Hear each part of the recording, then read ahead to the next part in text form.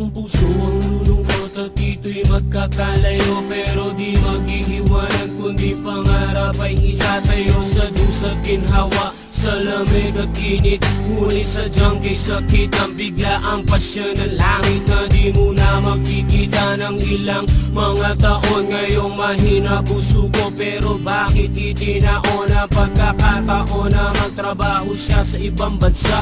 Sa pagpunas ng luha ko ang mata puro pasa, kaya di ko magawang magsaya kahit di kay kasama. Para kong lalagnatin, pakiramdam masama, tila binalot ng takot ang puso kong nakasimangot. Pagkat isip ko damdamin lagi meron sigalo, dahil galit sa sarili at sa aking kapalaran. Ako tong lalaki, babae, makikipagsapalaran. Dahil di ako mayaman, mahirap lang tinadhana, ngunit sa pag-alis mo pagluha ako'y handa na.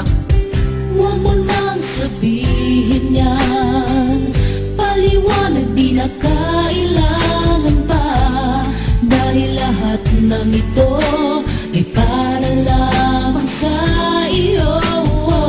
Ibayan mo ang kalooban mo, hawakan mo ang pangako ko sa'yo, dahil ikaw ang lahat at yaman ko sa buhay ko ito.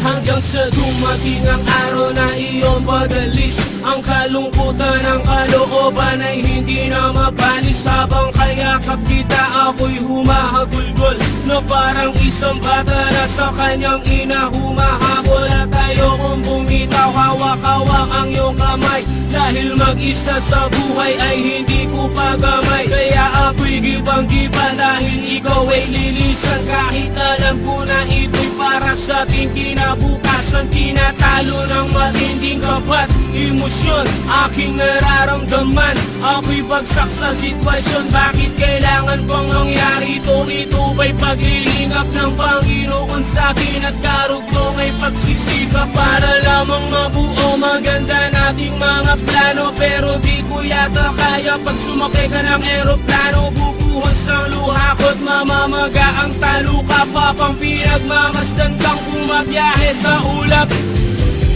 Huwag mo nang sabihin yan, paliwanag di na kailangan pa, dahil lahat ng ito ay para lamang sa iyo.